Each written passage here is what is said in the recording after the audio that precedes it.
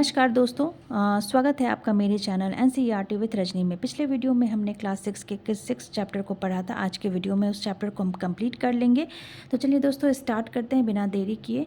NCERT with Rajni my channel name, और हमारा जो आज का चैप्टर है वो है क्लास 6 का 6 चैप्टर, और चैप्टर का जो नाम है वो है विशेषताएँ एवं आवास। और हमने कहाँ तक पढ़ लिया था, तो हमने क्वेश्चन नंबर 14 तक पढ़ लिया था, और आज हम लोग क्वेश्चन नंबर 15 से स्टार्ट करेंगे। तो क्वेश्चन नंबर 15 है,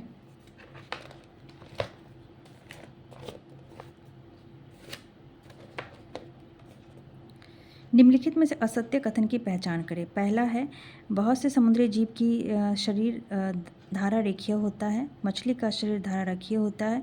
डॉल्फिन गिल के द्वारा सांस लेती है, और स्क्विड और ऑक्टोपस का शरीर आमतौर पर धारा रेखीय नहीं होता है।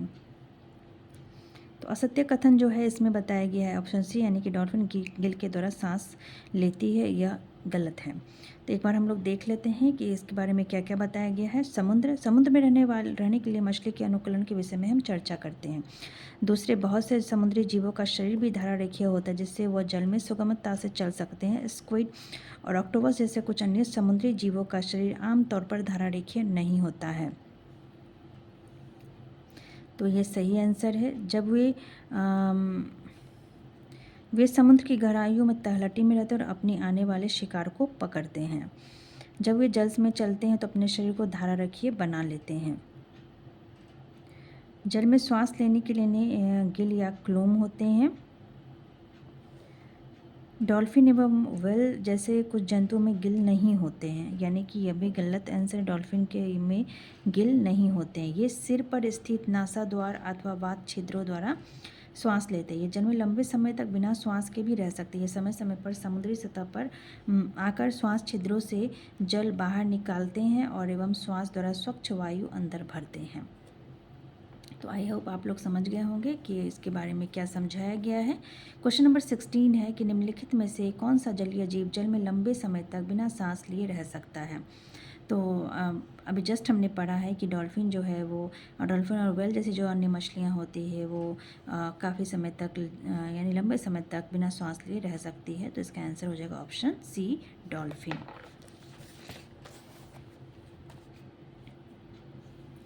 नेक्स्ट क्वेश्चन है हमारा कि निम्नलिखित में से कौन सा जलीय जीव के सिर पर स्थित नासा द्वारा अथवा वात छिद्रों के द्वारा सांस लेते हैं। तो इसका ऑप्शन है ऑप्शन सी, डॉल्फिन। जस्ट अभी हमने पढ़ा है इसके बारे में। और क्वेश्चन नंबर 18 है, जलीय पौधों के निम्न में से कौन से गुण होते हैं। तो जलीय पौधों में तना लंबा, खोखला और हल्का होता है। जड़ें आकार में छोटी होती हैं। तना जल की सतह पर वृद्धि करता है, या उपरोक्त सभी। तो इसका आंसर जो है उपरोक्त सभी है। एक बार हम लोग देख लेते हैं क्या बताया गया है इसके बारे में। कुछ पौधों की जड़ें जलाशय की तलहटी की मिट्टी में स्थिर होती है। स्थलीय पौधों में जड़ मिट्टी से जल एवं खनिज पोषकों के अवशोषण को महत्वपूर्ण कार्य करती है, परंतु जलीय पौधों में जड़ें आकार में बहुत छोटी होती तथा इनका मुख्य कार्य पौधों को तलहटी में जमाए रखना होता है। इन पौधों पर तना लंबा, खोखला तथा हल्का होता है तथा जल की सतह तक वृद्धि करता है, जबकि पत्तियां एवं फूल जल की सतह पर प्लवन करती है। तो इसमें से जो मुख्य बातें हैं वो है कि जलीय पौधों में जड़ें जो आकार में बहुत छोटी होती है, और इसका मुख्य कार्य पौधों की तलहटी में जमाए रखना है।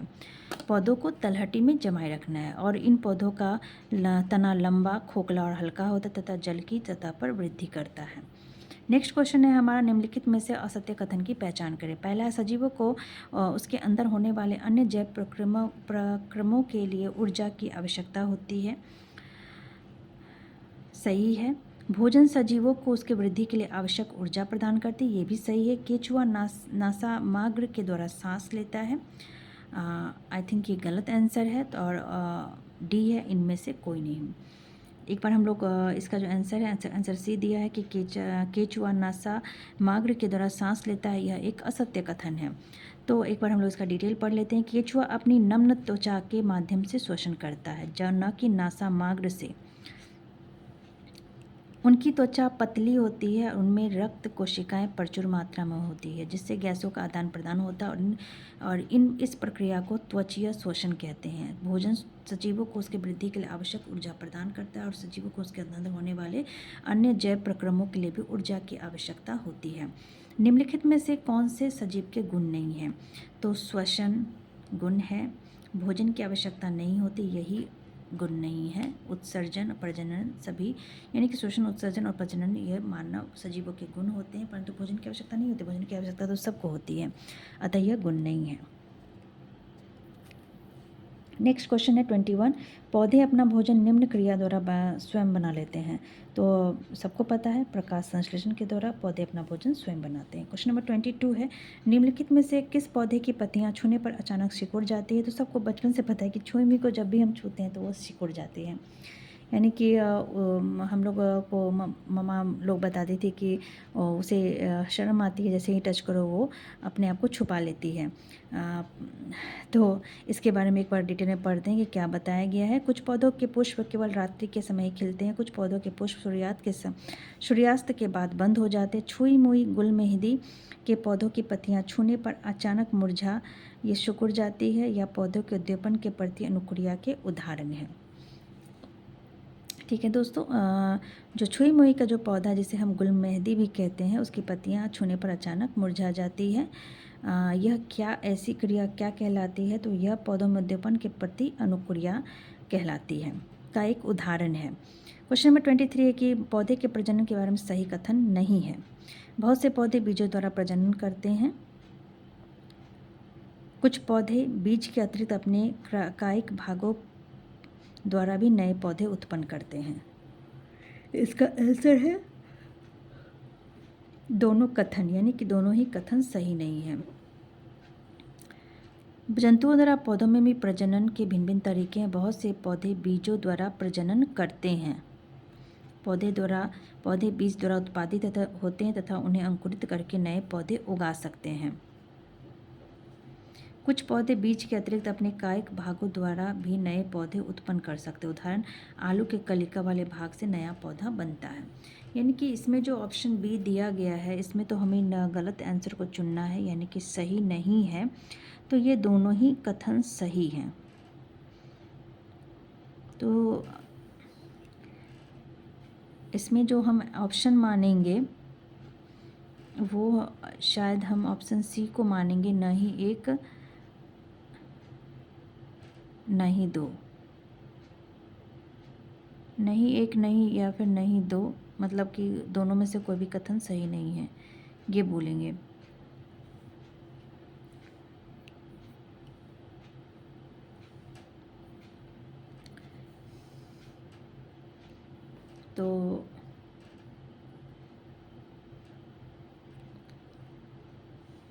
तो इसका आंसर ऑप्शन बी ही होगा कि ऐसे हम अगर हम देखें कि कौन सा कथन सही है, तो दोनों ही कथन सही है। ठीक है, दोनों ही कथन सही है, ये सही नहीं है बल्कि ये दोनों सही है। इसमें कुछ आंसर का जो ऑप्शन बताया गया वो कभी कभी बहुत ही मिस्टेक रहता है। कुछ क्वेश्चंस में ABC में मिस्टेक है, परंतु कोई बात नहीं, उसके बारे में डिटेल बताया गया तो हम उसी से उसके आंसर निकालेंगे।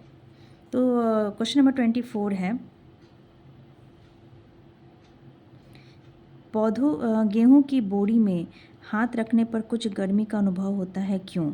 इसके शोषण के कारण, धूप के कारण, रगड़ के कारण, और इनमें से कोई नहीं। तो हम लोग पिछले वीडियो में हमने इसके बारे में पढ़ा था कि गेहूं के बोरी में हाथ रखने पर कुछ गर्मी का एहसास होता है, तो इसके श्वसन के कारण होता है।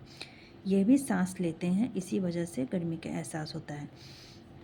गेहूं की बोरी में अपना हाथ डालिए तो आपको कुछ गर्मी का अनुभव होगा। गेहूं की बोरी में कुछ गर्मी उत्पन्न होती है और यह गर्मी बीजों के श्वसन के कारण उत्पन्न होती है। ये क्वेश्चन हम लोग एक दो वीडियो पिछले वीडियो में हमने पढ़ा था, सेम क्वेश्चन है। तो आज के वीडियो में दोस्तों इतना ही। हम लोग क्लास 6 के 6 चैप्टर को कंप्लीट कर चुके हैं। अगले वीडियो में हम लोग क्लास 6 के 7 चैप्टर को कंप्लीट करेंगे। तो आज अगर आपको मेरा वीडियो अच्छा लगे तो आप लोग ज़रूर सब्सक्राइब करें और फ्रेंड्स सब्सक्राइब ज़रूर करें, क्योंकि आपके सब्सक्राइब से ही मुझे मोटिवेशन मिलेगी और मैं आगे वीडियो बना सकूँगी। ये वीडियो सिर्फ मेरे लिए नहीं, आपके लिए भी इम्पॉर्टेंट है। कभी कभी मेरे पास, हम सबके पास बुक तो बहुत रहता है, लेकिन उस बुक को हम लोग कभी पूरी तरह से ख़त्म नहीं कर पाते हैं, पूरी तरह से पढ़ नहीं पाते हैं। एटलीस्ट हम लोग एक बार सही तरीके से रिवीजन भी नहीं कर सकते हैं, कर पाते हैं। बहुत सारे ऐसे मेरे दोस्त होंगे जो कंपटीशन में बुक तो खरीद लेते हैं, लेकिन मतलब पहले बुक से पेज से लेकर के लास्ट पेज तक हम लोग नहीं पढ़ पाते हैं। तो इस माध्यम से ही सही एक बार तो इस बुक को हम लोग कंप्लीट ज़रूर कर लेंगे, और कंप्लीट करेंगे तो कहीं ना कहीं हमें बेनिफिट भी होगा। और दोस्तों, मैं आप सबके साथ एक और बात शेयर करना चाहती हूँ कि मैं जल्द ही हिस्ट्री, NCERT हिस्ट्री 360 की बुक भी पढ़ाऊँगी, क्योंकि वो बुक भी मेरे पास है। और इस बार जो मैं वीडियो बनाऊँगी वो PDF के माध्यम से पढ़ाऊँगी। हो सकता है कि आप लोगों को ये मेरी जो वीडियो है उसे देखने में आपको प्रॉब्लम होती है, समझने में प्रॉब्लम होती है, क्योंकि मेरे पास उतनी अच्छी क्वालिटी नहीं है, मेरे पास उतनी सारी सुविधाएं नहीं है कि मैं अच्छे से अच्छे वीडियो आप लोगों के सामने ला सकूं। तो मैं अगली बार जो वीडियो NCERT 360 हिस्ट्री के बुक को पढ़ाऊंगी वो PDF के माध्यम से पढ़ाऊंगी, ताकि आपको भी पढ़ने में आसानी हो और मुझे भी पढ़ाने में आसानी हो। तो ये जल्द मैं शुरू करने वाली हूँ। अगर आप भी चाहते हैं कि ये मैं वीडियो जल्द से जल्द शुरू करूँ, तो एक बार प्लीज़ मुझे कमेंट करके बताइए, ताकि मैं जल्द से जल्द स्टार्ट कर दूँ। दोनों ही NCERT को हम लोग फटाफट स्टार्ट करेंगे और फटाफट ख़त्म भी करेंगे। तो दोस्तों, आज के वीडियो में इतना ही। अगले वीडियो में हम लोग नेक्स्ट चैप्टर क्लास 6 के नेक्स्ट चैप्टर को पढ़ेंगे। तो मिलते हैं अगले वीडियो में। धन्यवाद।